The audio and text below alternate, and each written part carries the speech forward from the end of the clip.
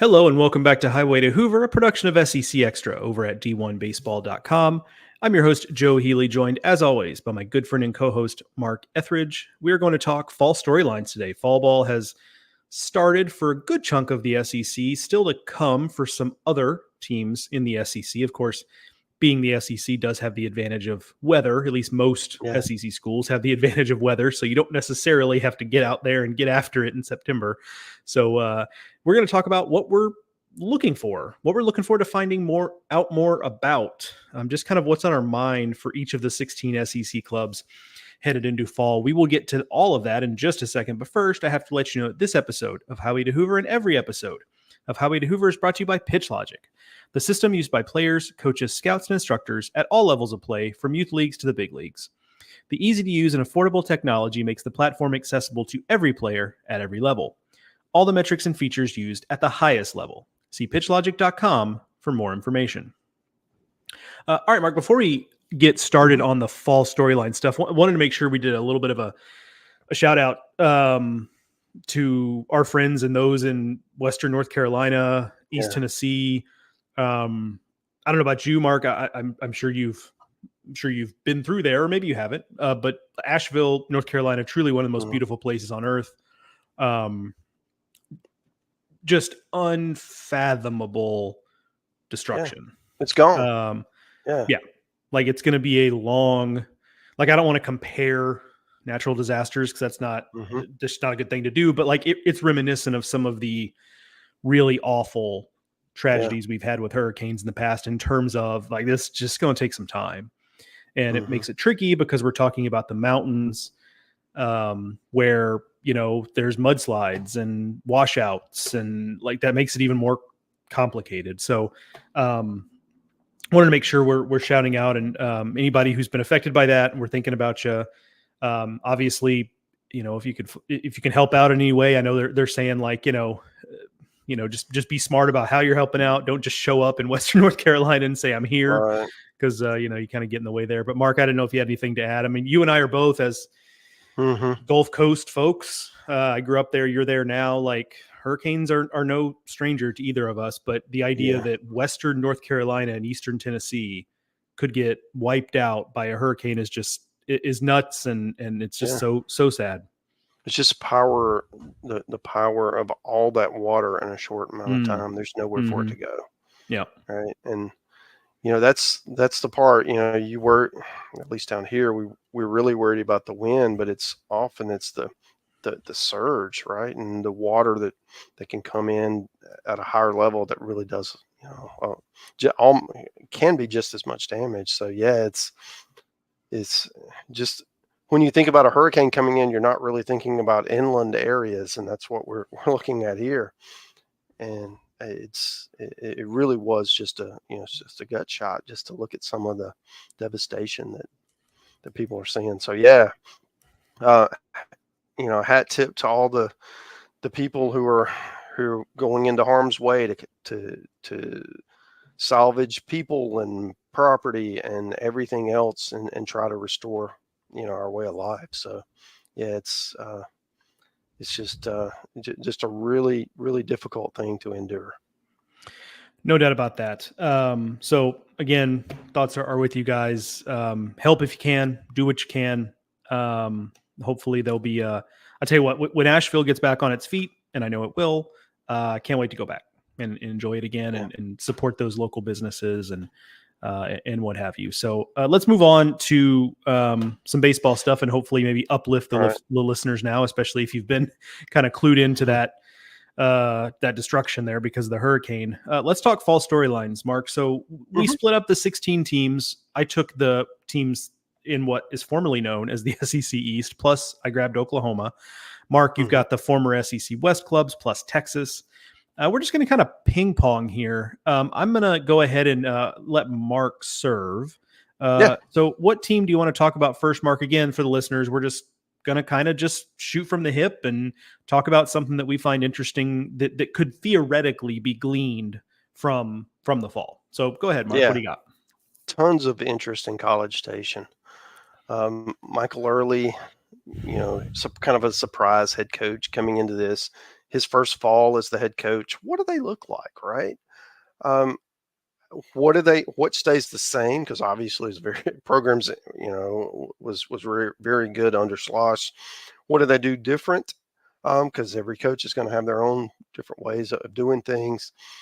And then that lineup appears to be one of the best in the country, certainly on paper, and there's depth. I mean, how do they fill this thing out? You've got some positional versatility that you're going to deal with, who plays where, those kinds of things. I mean, I really do think that um, watching how this team ends up, because we all have our idea of who might start, and and who's going to be bench players or key bench players, or all of that.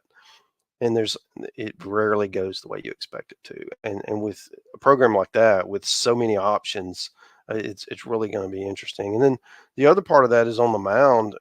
Shane Sadeo had season-ending surgery. He's going to miss 2025. Opens up a spot. They were one of the rare teams who had their entire weekend rotation returning with Justin Lampkin and Ryan Prager. So is Miles Patton, the Long Beach transfer, really talented transfer they brought in, and Grant Cunningham, another one from Washington. They've got different options. Plus, they've got a lot of, like the Josh Stewarts and the Weston Moss and those guys last year who kind of got their feet wet. A lot of times that year two jump is where it all clicks. So, and I do think that that's one of the most interesting, fall schedules and fall practices to watch. Yeah, no doubt. Certainly one of the more fun teams to watch in a fall setting because they're just so talented all over the place.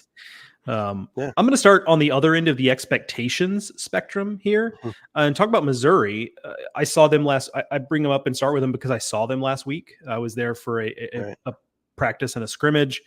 The fall report on Missouri is actually out now as you're listening to this. So go check that out if you've not. The simplest thing with them is they're older. Are they better? Right? They had basically five true freshmen or redshirt freshmen who started 24 games, I think is the number last year in the lineup. I use the word painfully young for them. So how much did that benefit them? How much better will they be? The reality is they pitched well enough to win a lot of games last year. I wrote in the fall report, their conference ERA was 7th in the conference, right smack in the middle. So the key is going to be, are they just going to be more physical? To me, if they're not, it's just everything else is a non-starter because you're just going to have to score more runs. You're just going to have to be more of a power threat. Carrick Jackson, their head coach, is confident they will be. I also think they will be just because, like the bar is pretty low because I think it was something like they had 18 fewer home runs than any other team in SEC play. Right. Yeah. And the rest of the teams are pretty well clustered there once you get past the bottom couple. I mean, it's hard to get that big a deficit. Right. Yeah. Exactly. Yeah. So they're just going to have to be more physical. So that's the thing for me is I just saw one scrimmage. So it's a really short window. But as they move forward, I know they've got some fall games scheduled. Are they able to be more physical? That to me, that's going to be the single biggest indicator of if they take a step forward. Because I still think they're going to pitch pretty well. They're actually healthier this year. Tony Newbeck is on his way back. Yeah. Will Libbert was their top. Yeah, Will Libbert was their top recruit last year, and he was out all year. I saw him in the scrimmage. The stuff is electric. So I think they've got a chance to pitch. I mean, Pimental's back, right? So I think they'll be pretty good on the mound. It's just again, if the offense isn't better, the rest of it probably doesn't matter. So we'll have to see. Mark, what else do you got? So, I mean, we talked about A&M. I think we're contractually obligated to talk about Texas now. That's exactly right. And I do think that, normally there would be an adjustment as a quote program, even a power program like Texas moves into the SEC, but that entire staff, it's an SEC staff. So it's coming in with all of that institutional knowledge about the league. And I do think that matters. I think that will help.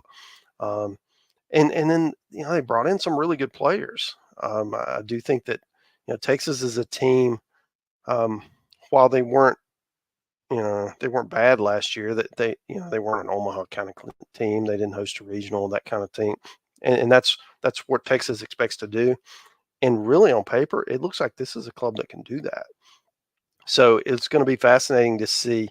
Okay, one, they're moving into the SEC, and two, can they, under Slosh, can they just hit the ground running? All of these kind of, all these transfers that they've got, freshmen, impact freshmen, and then returnees who are, quote, making an adjustment into the SEC. How does all that come together? And to me, that's one of the things to look at during the fall as they prepare for the spring, because with Jalen Flores and Bellew and was it Schlussler? Schussler. Schussler. Okay, gotcha. Yeah, Schussler.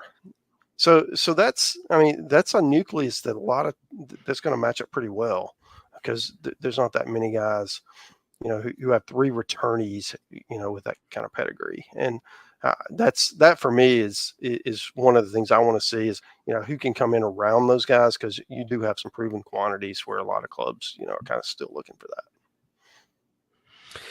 You went to the new entrant, so I will on my side too and talk about Oklahoma. Mine's an individual player. I'm excited to see Drew Dickerson, who's a freshman infielder for them. I wrote about him in the kind of the newcomers report that I wrote on Oklahoma. He's a physical shortstop. I think it's like 6'2", 200. So like he looks the part, and you're like, okay, well, that's pretty big. Is he like a future third baseman? But everyone I talked to is like, no, he's a real shortstop. Like he's going to stick unless something drastically changes. But he can also hit. He's got juice. They're fortunate to have him on campus. Everybody's really excited about it. And look, I mean, to succeed as a freshman in the SEC, like you've got to be a real dude. And everything I've read about this guy, heard about this guy, all of that suggests that like, no, he's that dude. Like he's going to be fine if it all clicks for him. So I'm excited to see that, because for Oklahoma, it's a lineup that replaces a decent bit.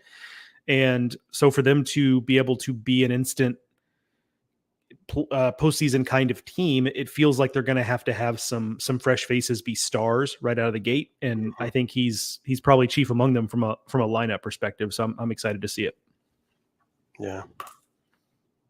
Oklahoma's a team for me that, I really like what they have returning on the mound.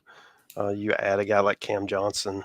I think they're going to pitch. They're going to pitch at probably near the top of the conference. Agreed. Just, what are those young players and some of the returnees need to make a jump, right? Yep. What happens offensively? Yep. Yeah. Kyson Witherspoon comes in as SEC pitcher of the year type of guy, like from minute one. So yeah, they're in good shape there for sure. So what you got next for us, Mark? Let's go to Ole Miss. It's a big year. Mike Bianco made a change, brought in a pitching coach. That's something that he's been reluctant to do. And they've got some guys back. Hunter Elliott, who was injured last year, returned, could have gone to pro baseball and didn't. Riley Maddox, Mason Nichols, Gunnar Dennis, Connor Spencer. There's some guys who pitched some big games for them that are back, and they need those guys to elevate, because the pitching just wasn't good enough last year. So that to me is probably the key. And then it was a really good freshman class they brought in. Pano, Lopez, then the Louisville transfer, Isaac Humphrey. I think there's some opportunity to get for a talent influx anyway, offensively, and frankly they need that. They need that spark, that energy, and that kind of, I don't know. They need a reason for people to get excited, or if you're playing against them, a reason to be concerned. Right. And when you're trying to play against that kind of club. So that's going to be interesting to me. And then, there's some returnees. Luke Hill's a really good player. Will Furness is a vet who's, seen and done it and has been clutch.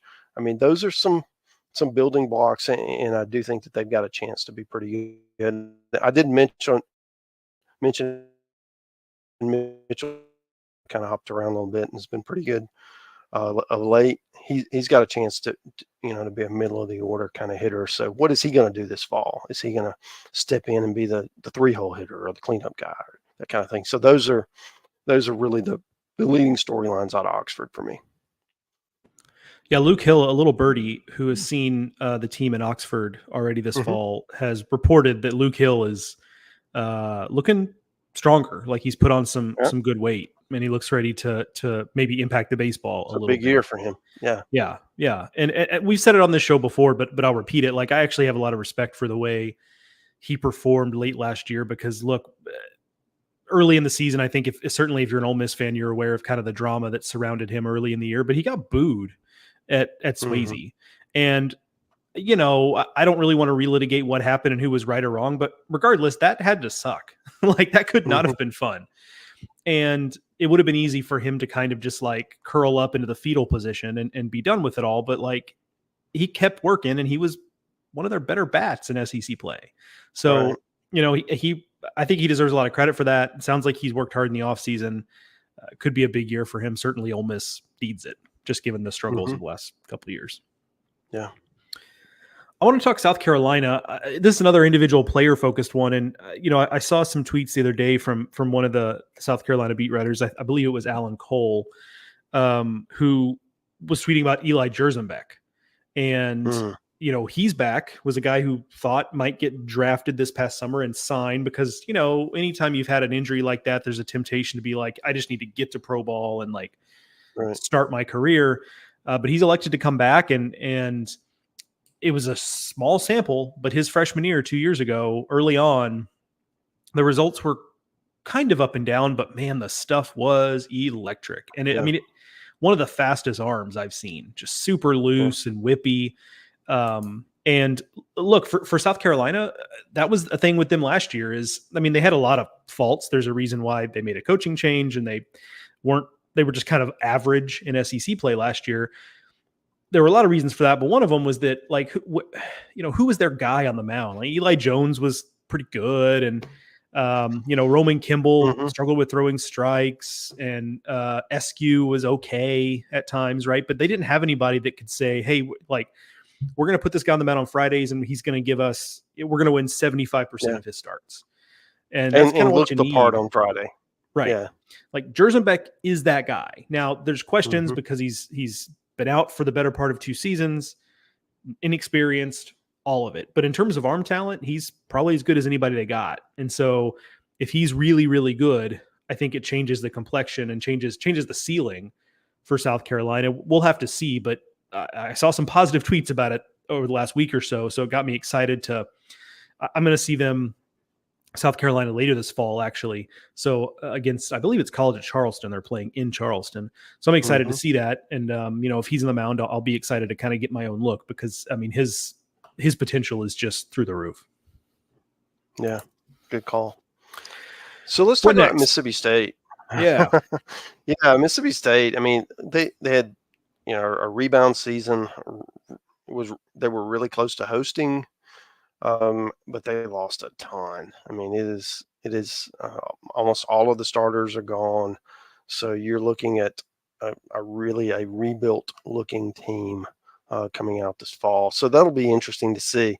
What does Pico Khan do? Ligon, Jacob Pruitt, Makai Grant, who was injured last year. What can he do this fall? Is he ready to throw? There's a lot of talent on that mound, and Justin Parker had such a great year renovating the staff a year ago and elevating it. So what does that look like? Because they got a chance to be really good on the mound if some of those guys come forward. It's just a lot of guys who haven't performed in that role. And then offensively, they got Hunter Hines back, which was a surprise for most of us. But after that, it's going to be a lot of new players. A bunch of transfers basically. And are they ready to come through? And when we were putting together the projected lineups, center field was a real problem, right? Trying to figure out who's going to play center for Mississippi State, and so that'll be fascinating to see where that, at least as they leave the fall, who's going to step forward and take that job, right? And because I'm sure there'll be no shortage of candidates. So that to me is, I think that and there's typically a program guy, or maybe he played some last year, but really wasn't a big piece of the plan. Well, there's opportunity now, and he's talented and he's gotten better, and he steps forward and emerges. And who is that, right? Who can that be for Mississippi State? Because they desperately need somebody to step forward and be that, partner with Hunter Hines there and be that middle of the order stick. That, it's interesting. That's kind of the inverse of a lot of what we've thought about Mississippi State in the last couple of years, where it was like, well, they're probably going to hit, but are they going to hit enough? Because there were questions on the mound, and now it's, with the between the strides they've made on the mound, I think they're going to pitch. Yeah. With Justin Parker, they obviously made huge strides. And then the talent is what it is. Like, you just rattled off some names, some guys, like, frankly, that I had kind of just forgotten about in some way, right? Like Mekhi Grant, for example.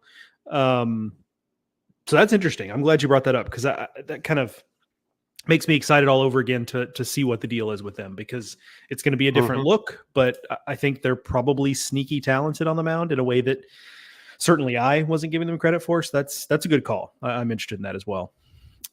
Let's talk Vanderbilt. And this is this is pretty vague, and I don't exactly know what an answer to this question one way or the other would look like. But my question is, are they going to look fundamentally different in any way with this new coaching staff? And I don't necessarily mean like better or worse or whatever. I just mean, like, do they approach things stylistically? Yeah. Like, do they, are they more physical? Are they playing more station to station, or does it go the other way? Like, frankly, as athletic as Vanderbilt has been, like, they typically have a guy that steals a decent number of bases. For a while, this was Enrique Bradfield, right? RJ Austin does some of this, but it's not like they've got a lineup full of guys that all steal double-digit bases. Do they do that? Do they do more motion? Do they, take a page out of Kentucky's playbook, which is an interesting phrase to say in college baseball, but, like, do they do some of that stuff? This is the first time they've shook up the coaching staff in a long, long time. So does that look any different, or is the blueprint just the blueprint? And maybe it's, the new coaches are not necessarily there to shake things up so much as they just are to maybe be a different voice in the room to make the existing structures work a little bit better. So again, I don't, when or if I see Vanderbilt this fall, I don't know that I'm going to get an answer to that. I don't know what it would look like, but it is something that's on my mind, because it's just, change is not exactly something Vanderbilt has done a lot in my professional lifetime covering the sport. Yeah, and I think, are they more physical offensively? Because we all see, home runs are winning in today's college baseball. So you need to at least be able to be competent in that range. And, there've been times where Vandy's done that, and times, maybe not as much. And I do think that, in order to keep pace with the teams that we're going to talk about in the top 10 this year, they're all going to be slugging the ball. So I think for Vandy, that's certainly an area that you at least want to hold serve. Exactly. Yeah. You can't lose the home run battle, 2-to-1 ratio every weekend. You're just you're not going to win like that. So, all right, Mark, where are we going next? Let's go to Baton Rouge. I'll tell you what, this is a really talented team, and stop me if you've heard this. LSU's got a lot of good players. And what's it going to look like? On paper, they're more talented than last year, which, that's probably uplifting, because they were 13-17 in the conference, and, heading into the SEC tournament, you weren't even sure they were going to make it in, to a regional. And, but I do think that this is a club with so many different new players, in addition to some returnees who should be better. And how does that mesh together? Because you only have 9 lineup spots, and they're going to have 15, 16 guys good enough to start for a lot of teams. So what does that look like? And how does it mix and match? And then on the mound, Chase Shore's one of the most talented pitchers in the conference, and he hadn't pitched very much in college. He got hurt early in his freshman year, missed all of last year. And he's got a chance. He can be their Friday guy. He's really, he's that talented. So that's another thing. And, a guy like Zach Cowan, who was nails at Wofford, doesn't look like your SEC starter, what does he do in the SEC play? Right. And I mean, I'm not betting against that kid. He's a competitor. So but what's his role and how does all that shake out? Because I mean, they've got tons of great freshmen and impact transfers and returning starters. And it's, I talked about on the position side, you're 15, 16 potential starters. On the mound, you probably got 12, 13, 14 guys who could have legitimate roles. And, there's not enough room for everybody. So how does that shake out? And, we were making these same comments 2 years ago, in the Skeens Cruise year, because they had all this great talent. There's not enough room for everybody, and Jay figured it out. So we'll see. Maybe there's not the individual elite stars like that year. I mean, those are two of the best of our generation, but there's some really good players entering LSU this year. Agreed. And it reminds me of something that I've talked about with your pal and mine, Mike Rooney. One of the underrated things about Jay Johnson, he gets a lot of credit for recruiting, obviously, the way he runs, develops offensive players. But one of the things that's underrated about his, for lack of a better way, putting it, managerial skill with the personnel is no one ever is buried on the roster. Like, and look, every team manages it differently. You got to coach your own team. I get it. But, some places you kind of play the same, like 9 or 10 guys. Right. And that's just kind of it. And that can work. Kentucky was a little bit like that last year.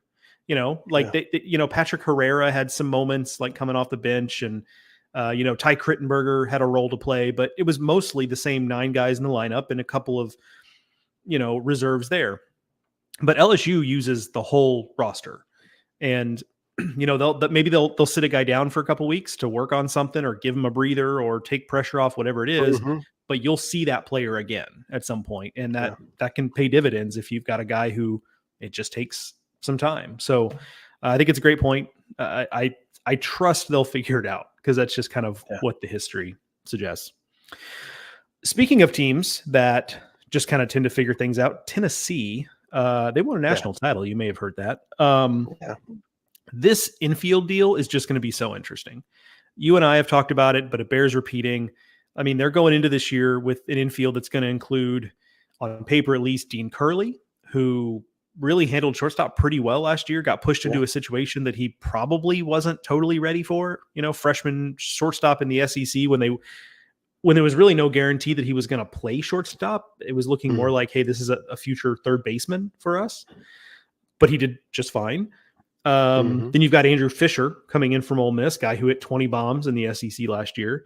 You've got Gavin Keelan, who was a real dude at Louisville last year, who's a shortstop. And then you've got Ariel Antigua, who was probably going to be the starting shortstop last year, but missed time with injury. And then by the time he got healthy, Curley had done what he had done. So, he saw some time, but he wasn't a regular. So now you've got those guys, and, it seems like on paper, the odd man out is Antigua, because the other guys are just so good offensively. But on the other hand, Antigua is probably your best defensive option at shortstop. So do you really want to have your not best defensive shortstop on the field? And then it's like, well, okay, maybe you can do something with moving Fisher to first base, and that might be the play. But then you've got Dalton Bargo, who could also play first base. So you've got a logjam there, because Cannon Peebles is back to catch, right? So you can't just stick Bargo behind the plate and leave it.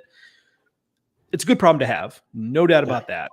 I trust they'll figure it out, but it is fascinating, because I think depending on what you're trying to accomplish, you could go a lot of different ways. Look, if you want to put a Andrew Fisher at third, Dean Curley at short, Gavin Keelan at second, and then, you could put Bargo or whoever at first base. You're going to have one of the best offensive lineups in the entire country and the best offensive infields. And you're probably going to anyway, but you put Antigua in there and you've got a game-changing defender. So just a lot to manage there. That's what the fall's for. So interested to see. David Seifert is going to see them this fall, Tennessee, and do the fall report some. And obviously Seif is a shrewd evaluator. So I'll be interested to see kind of what his take is on how those pieces best fit together, because to me, it's really for me, the number one question I have about Tennessee in terms of the puzzle pieces fitting. Yeah. Okay. What you got next, Mark? Let's call the Hogs.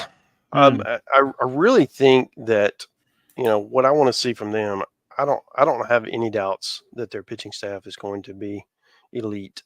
With the returning, Gabe Gackle, Gage Wood, Will McIntyre's back for, he's probably my age by now. Hunter Dietz, who was a highly regarded freshman last year, was injured and really didn't throw much. We've got a lot of returnees, who should play prominent roles. However, they also added in, Zach Root and Beetleshees and Jimenez from Oregon State, who was, potentially a weekend starter there. So, they just reloaded on the mound. I don't have any doubts. The only doubts I have for them pitching wise is who's going to fill those spots, right? Because you only have 3 weekend spots, and you got a closer, and you got 8-9 guys that could probably do any of those roles. So what does that look like? But offensively is really where the question is, because that's, it's really been a couple of years now where Arkansas has been solid, but not really Arkansas-ish offensively. And that's where they need to take a leap in order to take that next step and get back to the College World Series and win titles and do those things that the program feels they should be doing. So, is Ryder Helfrich is really had a big summer, had moments last year. Is he that big bat in the middle of the order? We know about Aloy. Is Kendall Diggs, who was injured last year, is he ready to really take that next step? What does the offense look like?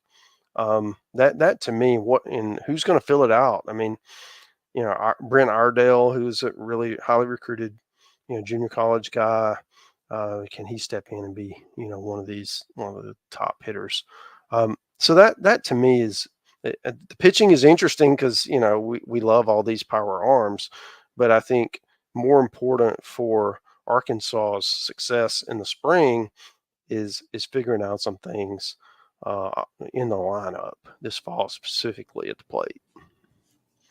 Yeah, I thought there's so much hand-wringing by the Arkansas faithful last year because of the offense. And look, I get it. Like, that's not a dig. I understand the frustration, but, it was kind of like the fan base desperately wanted, the coaching staff to go out in the portal and bring in game-changing bats.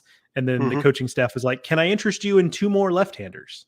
But to your point, like, if they're in a situation where Landon Beetleshees is your Tuesday guy, like that's insanity. That's just insanity. So, that'll be fun. You brought up Brent Iredale. Like, to me, he's the guy that I don't want to say it hinges on because that's a lot of pressure, but I just mean like, if he's really good, I think it's going to change the complexion of the team because like that dude can really hit.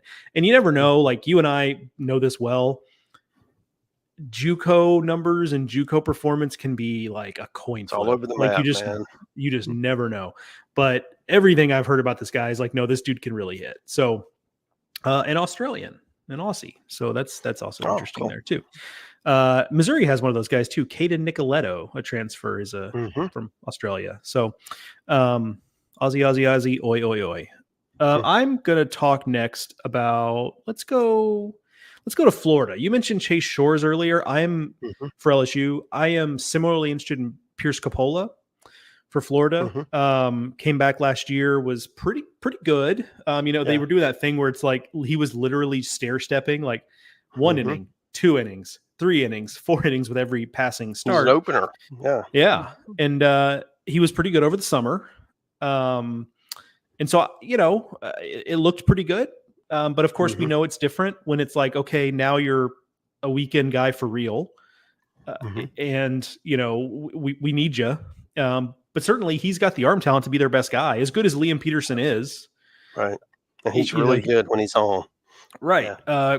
Coppola's got better arm talent, from that standpoint. So, he could be a real dude, but again, it's different when going into the season, you're going to be tasked with throwing 90 innings.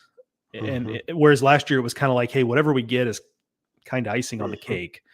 He's just like a little bonus if we get something from you. So it'll be a different deal going into 2025. But every indication so far has been that he's hit all the benchmarks and he's looking good. And like I said, the reports I got in summer ball from the Cape were pretty good. So I will see Florida against South Florida in November. So I'll be interested to see if he pitches that day and I can get a look at him myself. But I'm going to trust the reports I've gotten, which have been pretty positive about him. Yeah. And I guess for Florida is, who replaces Cags at the plate. Right? Yeah. And the answer, of course, is no one. Like that's just, that's just the reality. Yeah. Yeah. And I'll be fascinated too. I mean, you look at a guy like Colby Shelton, who, let's be honest, probably didn't expect to still be in college baseball. Right. But last year just didn't quite have the year he would have wanted. The shortstop thing went pretty well, but offensively he was just pretty good. Not hit for power. He just didn't hit for average. Right. And so he's back. And so does he just have one of those monster years where he's just out to prove that like, I should not be here anymore. And a bunch of MLB organizations realize they made a mistake not taking a flyer on him. So that'll be fascinating as well. All right. We're next on our road trip, Mark. Let's go to Alabama. I'm really interested to see what they do on the mound. Riley Quick coming back from an injury.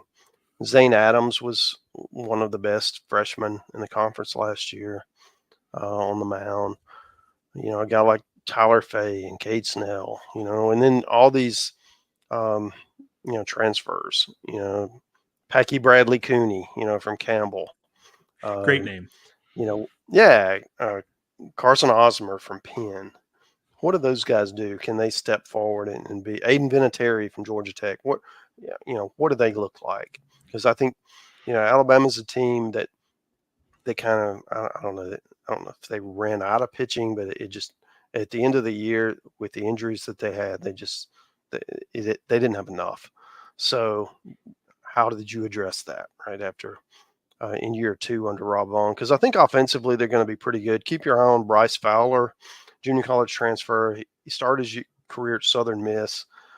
He's an outfielder, a lot of speed, good stick. They're really high on him. And then Brennan Norton, Jacksonville State transfer. I think that he's going to play somewhere in the infield, probably at third. But he could be, he can kind of be a breakthrough guy. And of course, Justin LeBron, who's, one of the best players in the country, at shortstop.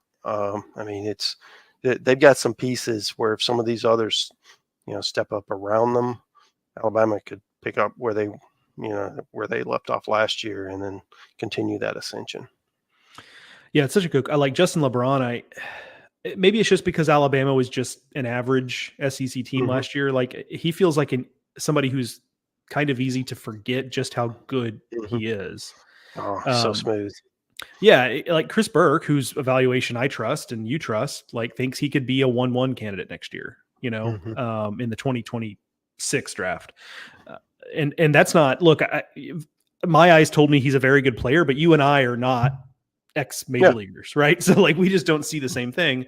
But like, if Chris Burke is telling me this guy has that kind of potential, then I'm just like, okay, let's, he knows what it looks like. So he's all right. Yeah, exactly. Yeah. Let's talk about Kentucky. And so our colleague Burt Granger is going to see Kentucky this weekend, and I'm excited to chat with him once he gets back from that trip, because I'm kind of curious to see, can they do the things they did before with inexperienced players? Because I do think they've had the luxury the last couple of years of a group of players who very much understand what they were trying to do offensively, how it worked. They put their egos aside. They were all bought in on, hey, we're just, we're everybody here bunts.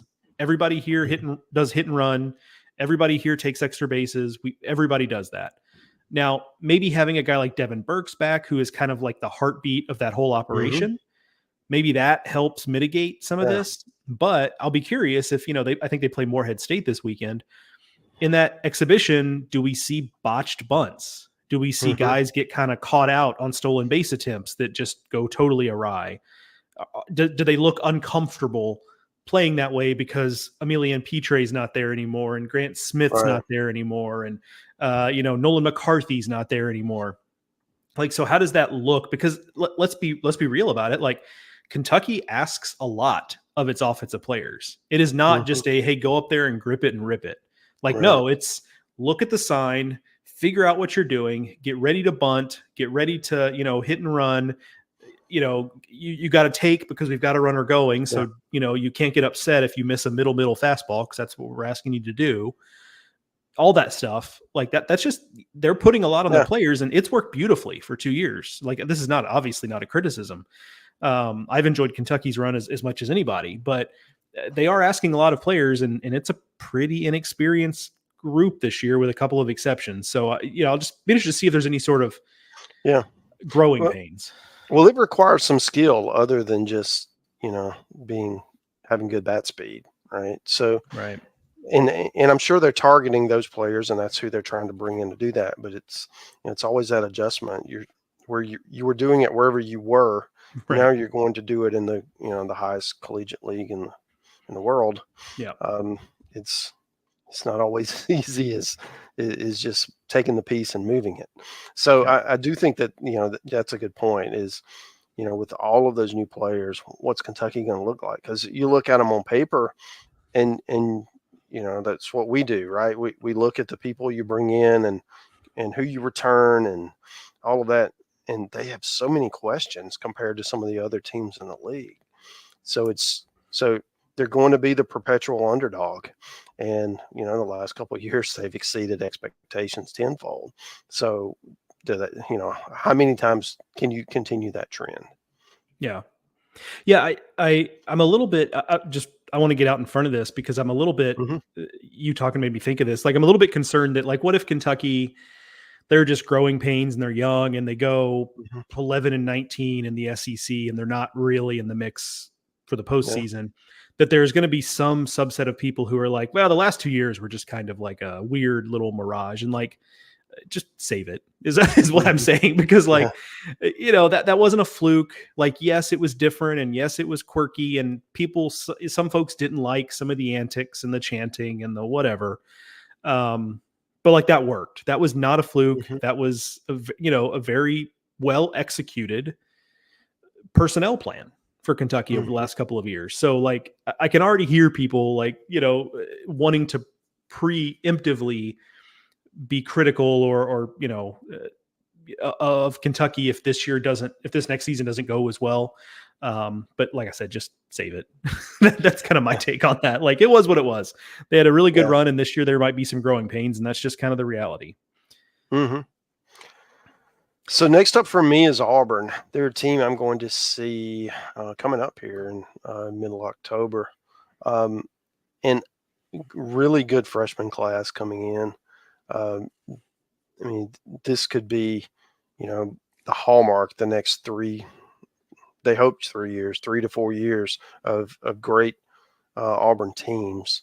And it'll all start this fall, and we'll get a look at some of these guys. But they do have some good returnees. I mean, Ike Irish is back. He's one of the best hitters in the conference. Cooper McMurray is certainly an established veteran who's had many great moments in his Auburn career. But I do wonder on the mound, because it's going to look a lot different for them. And it needed to, frankly. I mean, they just weren't good enough there last year, but brought in a lot of, there's a lot of new pieces. I mean, Cade Fisher, from Florida, Samuel Dutton from LSU. And I do think that, the guys that they had last year who took all those lumps and probably pitched and they weren't ready to pitch in the roles they were in. And, but you gain so much experience doing that. So can they take that next level, that next jump? So I do think that, if Auburn is better on the mound, I think they're going to hit enough, and they'll be, one of the most improved teams in the conference, which makes them one of the most improved in the country. Yeah. I wrote up Auburn's newcomer report the other day, and I came away impressed with, like, as I was just looking at the list of just freshman pitchers, where I was like, whoa, this is what's Gatwood's first name? Connor Gatwood. Yeah. The pride of Mobile, hometown kid for you. But yeah, just like, down the road.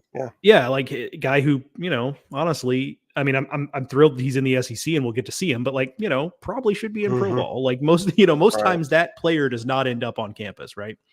Yeah. But yeah, it's a really good freshman class in the Mound in particular. And you mentioned it's needed. I agree. And I think we all have a lot of respect for Butch and the pitching development and stuff. But I think the reality is, like, it's been a while since they've had a Casey Mize or a Tanner Burns at the front of that rotation. They've done a pretty good job getting water out of Stone, like with Tommy Vale a couple of years ago, right? Where it's like, I don't know how this is working, but it's working, and God bless him.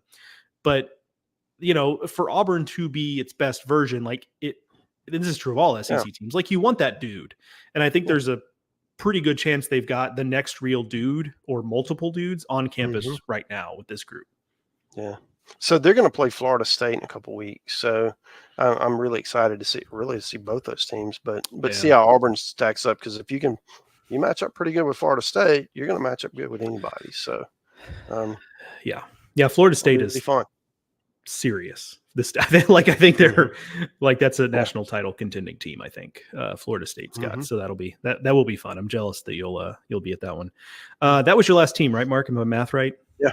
Okay. Yep. Yeah. So my last one is Georgia. And look, first of all, I just want to see, like, does what they look like on the field match kind of what you and I have talked about here, which is like, this is maybe the best Georgia team since the Gordon Beckham 08, the paper. Beckham, Rich Poitras, that whole team. So there's that. But then more specifically, I think you and I are on the same page about the Mound should be sneaky good. Colton Smith and Leighton Finley, and I'm missing names, so I'll just leave it there. But Zach Harris, Charlie Goldstein. There it is. Yeah, thank you. And a bunch of transfers, obviously. But there's not of that group. Colton Smith came pretty close last year. I don't want to short him necessarily, but there's no one there that's proven as like, hey, we're bringing back a proven Friday guy. 3 guys have shown flashes of it, right? Because Charlie Goldstein did it 2 years ago. Colton Smith this past year, and then Finley took the ball on a bunch of Fridays last year and was pretty solid. So, in theory, they have 3 guys who have done it for small samples, but is one of those guys ready to do it for a full season? So what does that pitching staff look like is something I think I'm intrigued by. Aaron Fitt will be seeing, I think he's actually this afternoon was on his way down to Athens. And so he'll have a fall report on the Dogs here pretty soon. And I'm eagerly awaiting it. Nobody does fall reports more detailed than Aaron. So that he is the reigning and defending world champion of fall reports. So I'm always a little bit grateful when a team I'm really interested in is one that Aaron is covering, because you're going to get the most detail possible on the team. So so I'm excited to see him. I think A&M's obviously the runaway favorite, but I think Georgia's kind of in the mix. Best team in the SEC kind of team. I think that's the ceiling, honestly. I don't think that's hyperbolic. I mean, maybe you disagree, but I don't think it is. Yeah, it's such a transfer heavy roster, right? Indeed. I think they've got 30 new players, and the majority of those are D1 transfers. So it's going to be an interesting team, how you mesh all that together and find out who's going to start. But like what we talked about with LSU, you've got a lot of good candidates for those roles. So that's what makes the fall so fun, because it's not like you're really searching. We've got to find a left fielder. Well, you got 6 of them, right? So which one is going to take the bull and by the horns and take that job? And I think that's what you're going to see with Georgia, and there's some other teams like that too, but specifically LSU and Georgia. You look at those lineups, and it's an embarrassment of riches. I mean, they've got so many candidates. Yeah, that's and look, that's what makes, to me, that's part of what makes the fall a fun time of year, is just like you go out to these scrimmages or exhibitions and it's like, here's the entire roster. Like, here's literally everyone who has a jersey. And so that's kind of fun, because you do get to see a lot of, as frustrating as it is sometimes when you get that dude on the mound who like shoves it for 3 outs and then he's done. And you're like, well, I really kind of would have liked to have seen that again. Yeah, right. But that's the reality of fall. But at least you do get to see everybody in a day, which is always nice. Yeah. All right, Mark. Well, that feels like a show. I think we covered a lot of ground there. It's it is a fun time of year. We're finally back into the swing of it. It feels like we're the machine has, kind of groaned and roared back to life here. And so we're out and about, as Mark alluded to. He's about to get out and see some teams. I've seen a couple more to come. So looking forward to getting out and doing that some more this fall and getting ready for the 2025 season. That's going to do it. A little programming note. Mark out of town next week. It will just be me with at least one guest, perhaps assorted guests. You might surmise from me putting it that way that I've not yet figured out what we're going to do, and the listener, you would be correct. But we will have an episode next week. It will just be me. My apologies. You'll have to deal with the less popular half of the Highway to Hoover podcast next week. But look, I'll try to make it worth your while with at least one guest, perhaps multiple guests. So we'll see how that plays out. But Mark will be out of town next week, so just me. That's going to do it. Yeah. Yeah, no pressure, Joe. That's going to do it for this edition of Highway to Hoover, a production of SEC Extra over at d1baseball.com. Thank you to Pitch Logic for sponsoring this and every episode of Highway to Hoover. Thank you to Mark, as always, for joining me. And thank you, the listener, for listening. We'll talk to you.